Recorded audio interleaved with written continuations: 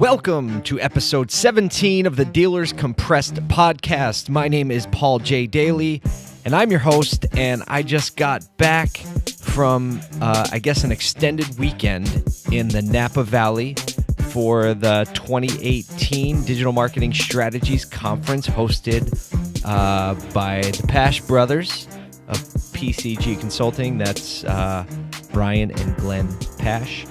And I gotta say, it was a pretty great conference. I loved the small size of it. It was only about 100 dealers with vendors and everything. It probably was 125, 150. And I've never been in a conference room before where vendors and dealers and moderators all were able to have a friendly go at one another. Yeah, that's right. So Brian, I got to admit, Brian Pash had incredible poise as he facilitated a very real and frank conversation between vendors and dealers. And, we created the series around Dale Pollak's book, Like I See It, and he talked a lot about dealership data streams and sharing of data between vendors and giving dealers access and working together and building out APIs that work. And that conversation was alive and well at this conference. I really wish Dale was there because he would be smiling. And in some way, I like to think that, some of the things he wrote in his book have helped really spur this conversation on. So I was happy a part of that. So it was in Napa Valley. I'd never been there before. And if you've never gone, it really is beautiful and just kind of a sight to behold. I'm not a big wine person, but I learned a lot about wine.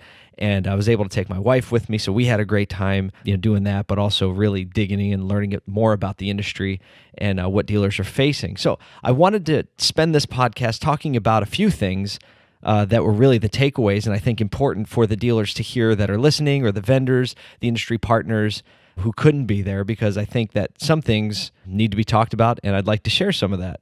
First of all, it was, the title of this podcast, the problem with wine and marketing, and I guess you can go off and think about a lot of problems that would come in if you combine wine and marketing, but really some of the similarities that I learned, the variables are just insane in both.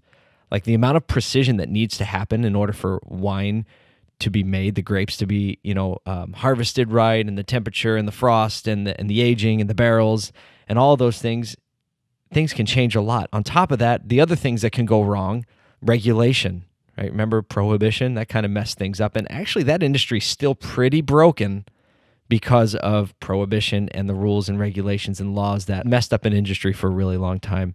The next thing, consumer confidence and sentiment, right? Consumer strength, very big impact on the wine industry. And it's interesting, I was thinking about it in terms of the auto industry, and boy, are we in the same stormy ship of consumer sentiment and laws and regulations and industry conditions and country conditions. And so it really, I guess, in a way helped me feel like, hey, we're not alone. Other people deal with this stuff. So I wanted to talk about a few takeaways in relation to what I saw, what I learned at a conference like this. If you're a data head, you're just going to be happy because everyone's talking about data to a very granular level, above my pay grade in a lot of areas. It was when you get really into, data integration, attribution, and all those things. So I learned a lot about those. And more importantly, I met a lot of people that are a lot smarter than I am and have some new connections now. So new people to call and kind of collab with. One of the things that really popped out was some things that in the industry we hear all the time and the popular press is reporting on quite a bit. And some new data was presented. Some of the most interesting data, I think, was presented by a joint study between TrueCar and PCG. And really the research shows, here we go, ready? How many dealer visits does a customer make on average? I'll give you a second, and I know a number just popped in your mind, and everyone's got this idea of how much it is. For me, that number was around 1.4, 1.5 when the question was posed at the conference. Guess what the actual, most recent data is showing? 2.4. That's a big difference. The 1.4 model is like, hey, customer's only going to be on your lot. Chances are you got them. No, actually, you don't got them. 2.4, which means they're not only going to show up on your lot, they're going to show up on somebody else's lot, and then maybe even a third one. And so that's kind of a calibrating fact. Another, here we go. Let's talk about dealer trust, and we're kind of an easy target on this. We've done it to ourselves, but here's some interesting takes on that type of data that I think we can learn from. So 17% of people, of all the people surveyed, and the sample size was really big and it was really diverse. I really respect the sampling that they took. They showed the information on it. 17% of people only somewhat trust a dealer. That means everybody else, the other 83%, don't trust the dealers. So guess what? We were second to last. Who do you think the last ones were? What do you think? All I can say is they were the greatest stats I've ever seen. There'll never be greater politicians. So politicians came in at 14%. 17% somewhat trust a dealer. Only 14% somewhat trust a politician. Either way, the vast majority of people don't trust us. So it's important to log that away because we're working together to try to change that stigma as we build consumer trust, as we build reputation, as we build connection with the customer. Now, next step is that other 83% that don't trust us.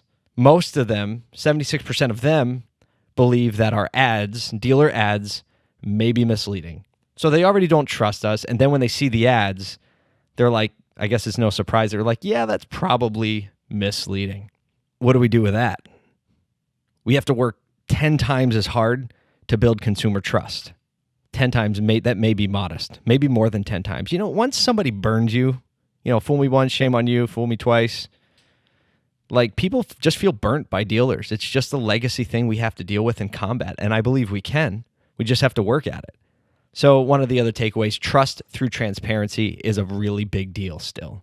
We have to be transparent. It's going to take 10 instances of customers getting what they expected or better than they expected to start to overrun that stigma that dealers just can't be trusted. So that is the trust issue, is one I wanted to touch. Saw some really cool stuff on what Kevin Fry, who is a director at Jeff Weiler Group, they're doing a lot with subscription services. And he got up there, gave a great keynote, and he admits, he's like, hey, we don't know. We're trying to make it profitable. The margins are razor thin. However, consumer sentiment and response is through the roof. People seem to love it. Love it. And they have all kinds of great stories of people enjoying the process of driving and being in a car and enjoying the process of having flexibility, of making one payment, not having to do the things that suck about car ownership, like dealing with insurance and the registrations and maintenance and all that. It's just I pay one price, I can drive a car, I can switch out if I need, depending on what my needs are. So again, that type of business, as he was presenting the subscription service, I was really thinking like, boy, talk about a company that's built on brand and brand loyalty and brand trust. And Jeff had a really interesting, hypothesis or, foresight in what he thinks is going to be the next step of how manufacturers and dealers and consumers all work together. And basically his thought, I hope I get this right, I'm going by memory. His thought was that manufacturers are going to be the ones that assume the risk of owning the inventory. So they're going to own the fleet, et cetera, et cetera. And dealers are going to be the interface by which the consumers connect with those vehicles and, pay to drive those vehicles. So I think that's a pretty viable theory. If you think through it, that makes sense. And this brings me to my next point, and probably the main point that I wanted to talk about today, is the intersection. You can call it the upcoming intersection, but it's here, I think, between digital and brick and mortar. Everybody's shouting, retail is dead, watch the retail apocalypse, and blah, blah, blah. But the truth is, as we look at what the companies that were digital first are starting to do, like the Amazons, right? Warby Parker, and then other companies who were brick and mortar first that are now making a splash in digital, like the Nordstroms, world famous customer experience in brick and mortar. How do they transition? Also, companies like Walmart, huge brick and mortar presence. Now, how do they start to convert that? And we've seen them moving a lot with their digital products with, you buy and then you come pick up at the store. But all that to say, what we're seeing is this incredible intersection of digital and brick and mortar. And we're finding out and realizing that customers like the convenience of digital and online, but also like the option of coming to pick it up, having it close by.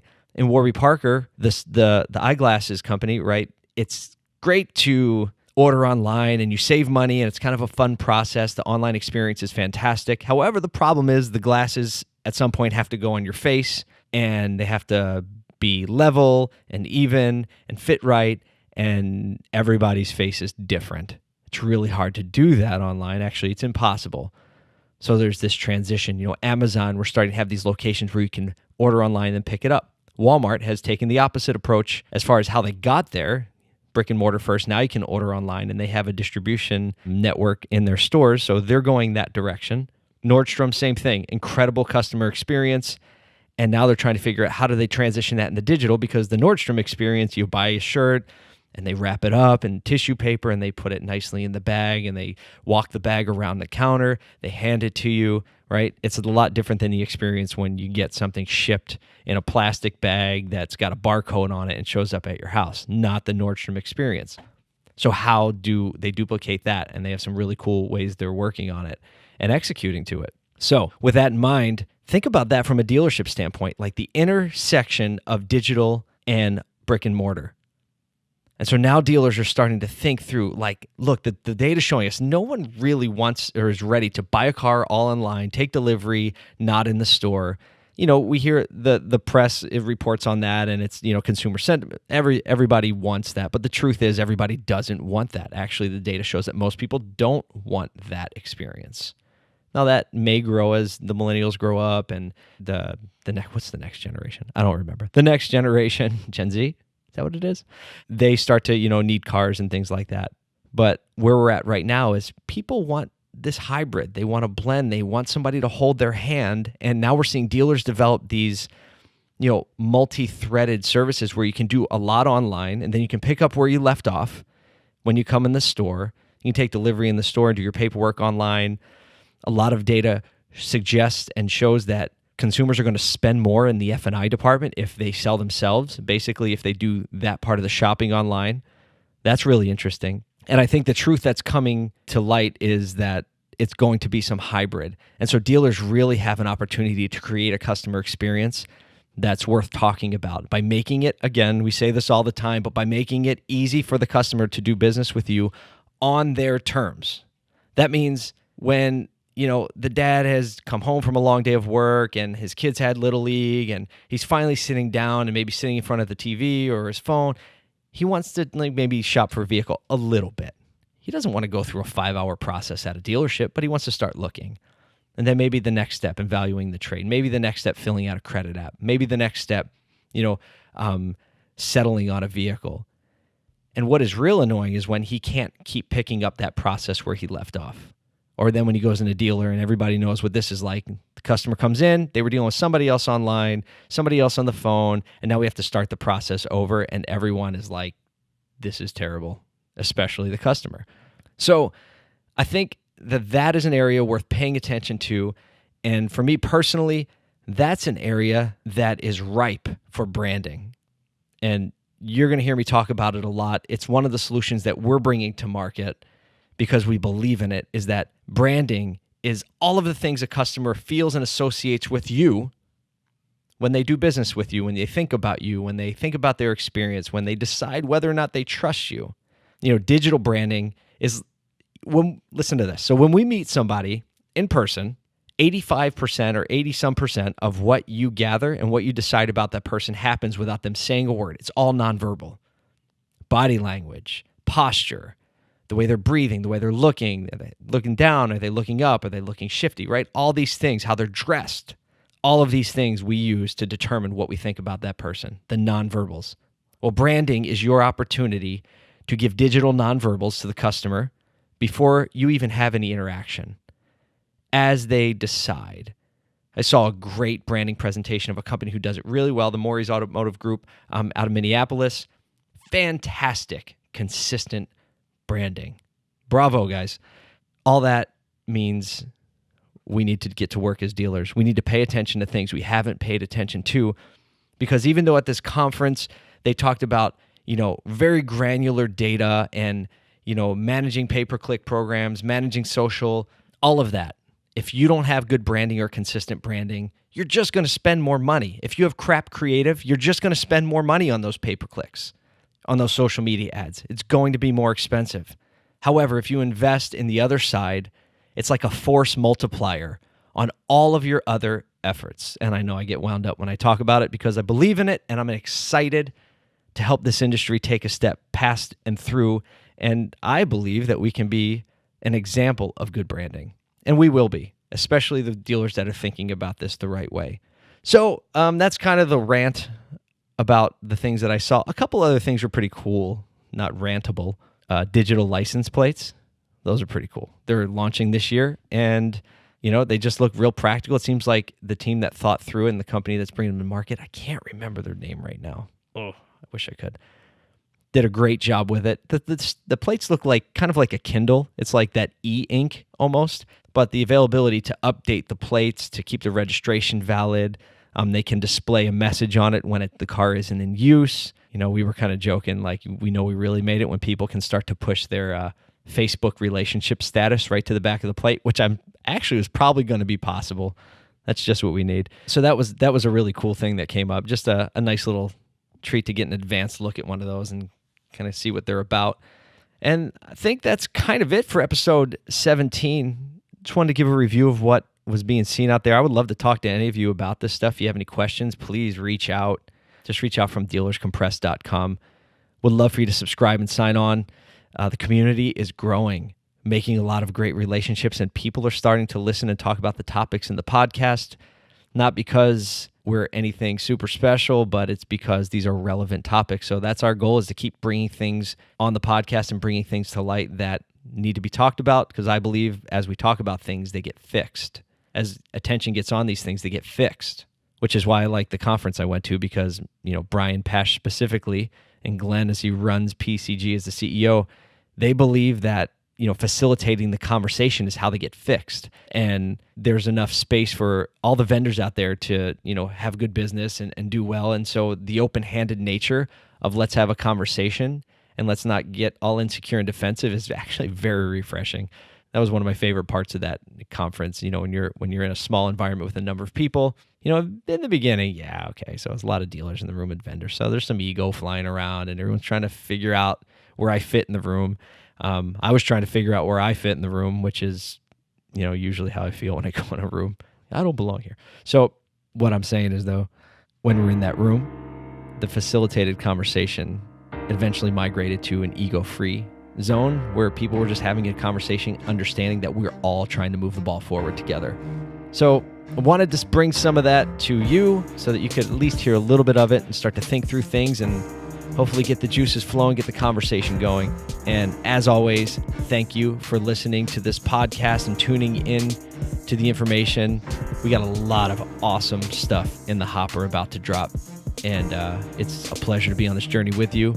Thank you for your attention. Thank you for being part of the industry. Thank you for listening. Please reach out if you have any questions or you just want to jam on something. Have a great week.